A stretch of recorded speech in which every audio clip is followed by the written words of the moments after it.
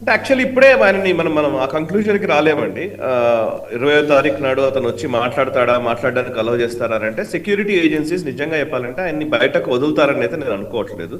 So ఎందుకంటే ఆయనకు చాలా కండిషనల్ వాతావరణంలోనే ఆయన బయటకు తీసుకొచ్చారు. 2024లో ఆయన బయట వచ్చి మాట్లాడిన సందర్భాల్లో కూడా చాలా కండిషనల్ గానే అంత ఈజీగా అక్కడ నుంచి వచ్చేసి ఇక్కడ జంతర్ మంతర్లో కూర్చుంటాడు ఆయన అంటే నేను అంత దూరం రానివ్వను అనుకుంటున్నాను. మళ్ళీ ముందు 2014లో హౌస్ అరెస్ట్ చేశారు, ఇప్పుడు ఇంకోసారి హౌస్ అరెస్ట్ చేస్తారు, పెద్ద విషయం కాదు. బట్ వాళ్ళు ఆ బేరీస్ వేసుకున్న తర్వాతనే ఆయన అలో చేస్తారని నేనైతే అనుకుంటున్నాను, అలో చేయాలని కూడా నేను అనుకుంటున్నాను. ఎందుకంటే ఓకే, రెండోది ఇందాక అన్న దాంట్లో ఇందాక వారు ప్రసాద్ గారు చెప్పిన దాంట్లో కూడా ఒక చిన్న కీలకమైన అంశం ఉంది. యాక్చువల్లీ దానికి లింక్ చేసి కొన్ని విషయాలు కూడా జరిగాయి ఈ గత నెల 2 నెలల వ్యవధిలో, 3-4 నెలలు అనుకుంటాను for example. So national conference ఉంది కదా, ఒమర్ అబ్దుల్లాకి సంబంధించిన పార్టీ నేషనల్ కాన్ఫరెన్స్ కి 2 లోక్సభ సభ్యులు ఉన్నారు. అందులో ఒక లోక్సభ సభ్యుడు శ్రీనగర్ ఎంపీ ఆగా సయ్యద్ రహుల్లా మెహదీ. ఇతను ఒమర్ అబ్దుల్లాకు వ్యతిరేకంగా ఈ మధ్య కాలంలో రెగ్యులర్ గా స్టేట్మెంట్స్ ఇస్తూనే ఉన్నాడు. So MP okay, Lok Sabha MP ఎన్సీకి ఉన్నటువంటి 2 ఎంపీల్లో ఒక ఎంపీ ఓకే. అండ్ ఇంకో అది కాక మొన్న మధ్యనే ఒక 2 నెలల క్రితం అనుకుంటాను, ఒక వాళ్ళ ఎమ్మెల్యేలు అందరినీ తీసుకొని ఒక బస్సులో ఈ ఒమర్ అబ్దుల్లా ఎవరికి తెలియని ఒక ప్లేస్కి వెళ్ళిపోయాడు. తెలియని కాదు అంటే సిగ్నల్స్ ఏవి లేని ప్లేస్కి అని చెప్పి మీడియాలో రిపోర్ట్స్ వచ్చాయి. అదే సిగ్నల్స్ లేని ప్లేస్కి మన దీంట్లో వెళ్ళిపోయాడు, బస్సులో వెళ్ళాడు. అయితే తను ట్వీట్ కూడా చేశాడు, బస్సులో వెళ్తూ మేమందరం కలిసి ఒక కొత్త స్ట్రాటజీని వేసుకోవడం కోసం, ఒక రివ్యూ చేసుకోవడం కోసం వెళ్ళాము 18 నెలల జమ్మూ కాశ్మీర్ ప్రభుత్వం జరిగిన టైంలో అని చెప్పేసి ఒక స్టేట్మెంట్ ఇచ్చాడు అప్పుడు. సో అదొక పాయింట్ ఎమ్మెల్యేలకు సంబంధించి. అండ్ ఎంపీ విమర్శలు కంటిన్యూస్ గా చేస్తున్నాడు.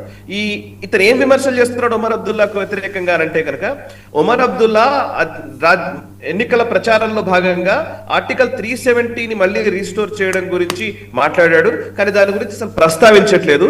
మోదీ ప్రభుత్వానికి అనుకూలంగా ఆయన వ్యవహరిస్తున్నాడు అని ఒక కంటిన్యూస్ గా మాట్లాడుతూ వస్తున్నాడు. సో ఈ రహుల్లా మెహదీ శ్రీనగర్ ఎంపీ. అండ్ అదే కాదు, అప్పుడు ఆ ఎంపీని ఇప్పుడు ఈ మీటింగ్ కి పిలవలేదు అని చెప్పేసి కూడా ఇప్పుడు ఆయన మాట్లాడుతున్నాడు. ఈ పర్టికులర్ నిరసనకి పిలవలేదు నన్ను అని చెప్పి అంటున్నాడు. అండ్ ఈ మీటింగ్ గురించి జంతర్ మంతర్ లో నిరసనకు సంబంధించి ఆయన మీడియా ప్రతినిధులు అడిగిన ప్రశ్నకు ఆయన ఒక సమాధానం చెప్పాడు. ఆయన ఏమన్నాడంటే అసలు ఆర్టికల్ 370 రద్దు చేశారు, దాన్ని రీస్టోర్ చేయమని చెప్పేసి నిజంగా ఉద్యమించాలి, కానీ దాన్ని సబ్సైడ్ చేయడం కోసం ఈయన స్టేట్హుడ్ అనే అంశం మీద మాట్లాడుతున్నాడు. కేవలం రాష్ట్ర హోదా గురించి మాట్లాడితే సరిపోదు, అసలు మాట్లాడాల్సింది ఆర్టికల్ 370 గురించి, అది మాట్లాడట్లేదు. సో ఈయన స్టాండ్ ఏంటో మనకు అర్థమవుతుంది అనేది సయ్యద్ రహుల్లా మెహదీ చేస్తున్నటువంటి స్టేట్మెంట్. ఇది కాక ఒమర్ అబ్దుల్లా నిన్న ఇచ్చిన స్టేట్మెంట్ ఏంటంటే ఎమ్మెల్యేలని బీజేపీ కొనుగోలు చేయాలని చూస్తుంది, మా పార్టీ ఎమ్మెల్యేలని 20 నుంచి 30 కోట్లు ఆఫర్ చేశారు అని చెప్పేసి ఒమర్ అబ్దుల్లా అంటున్నాడు.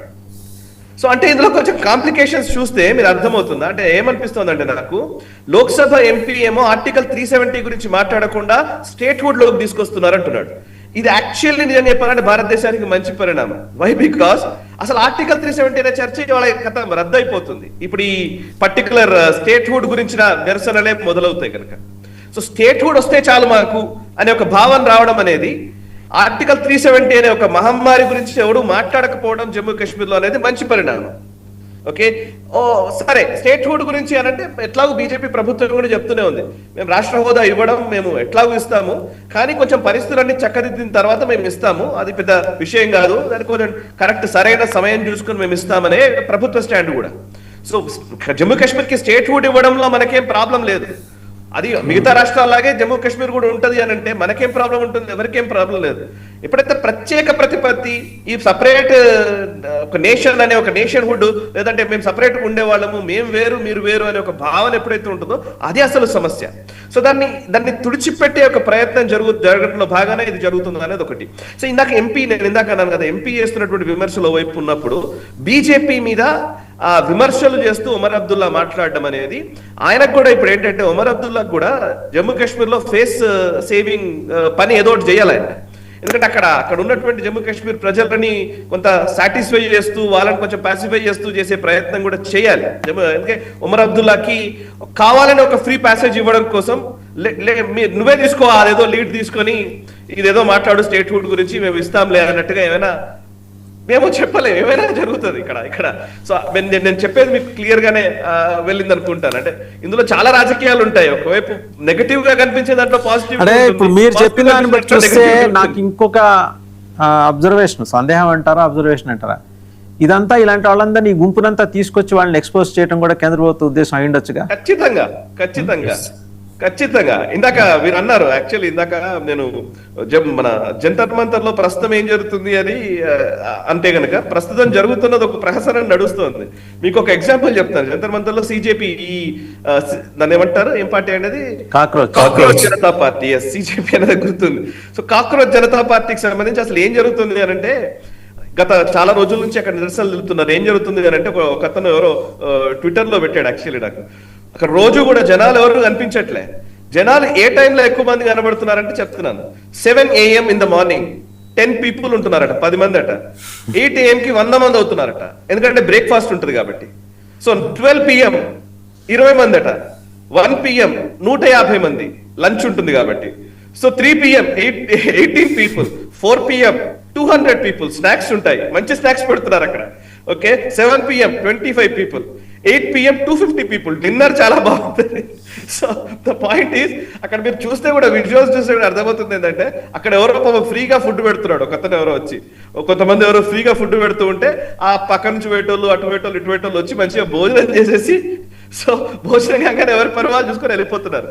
సో ఈవెన్ అక్కడ సోనం వాంగ్చుక్ ఏదైతే ఆమరణ దీక్ష చేస్తున్నాడని చెప్తున్నాడు, సో ఆయన అయితే డైరెక్ట్ గా మీరు భోజనాలు చేస్తున్నారు, మీరు కూడా నిరసనలు తెలపాలని చెప్తున్న పరిస్థితి. ఆయనకి ఇప్పుడు ఎగ్జిట్ దొరకట్లే, ఎవరు ఆయన లేపట్లే.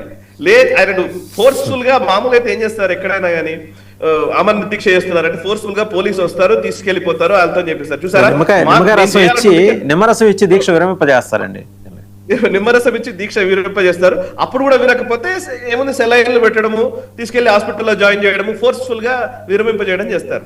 ఇప్పుడు ఎవరు ఫోర్స్ఫుల్ గా చేయట్లేదు, చెయ్యి 7 రోజులు చేస్తావు దీక్ష అని వదిలేశారు. ఇప్పుడు సమస్య ఏంటంటే ఎలా బయటకు రావాలని చెప్పేసి ఆ సిజేపీ చూస్తుంది. ఆ టైంలో ఇప్పుడు ఈ కాశ్మీర్ ఇష్యూ తోటి ఇంకోటి ఏదో తీసుకొచ్చేసి అదే జంతర్ మంతర్ లో మీరు నిరసన తెలుపుకోండి అంటే అయిపోతుంది. సో పాయింట్ ఏంటంటే, ఇంతకు ముందంతా సప్రెషన్ తోటి, అంటే ప్రెషరైజ్ చేసి ఏదో ఉద్యమాల్ని పెంచిన సందర్భాలు ఉండేవి గతంలో.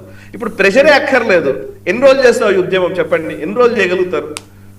సో నిజంగా మీ దగ్గర పాయింట్ ఉంటే, మీరు చెప్పే మాటలో నిజం ఉంటే, నిజంగా ఆ ఉద్యమానికి సంబంధించిన ఏదైతే కారణం ఉందో కారణంలో నిజాయితీ ఉంటే, అది నిజంగా ప్రజలకు సంబంధించింది అయితే, మీరు ఇట్లా ఇవన్నీ ప్లాన్ చేయాల్సిన అవసరం కూడా లేదు, ఆటోమేటిక్ గా వస్తుంది.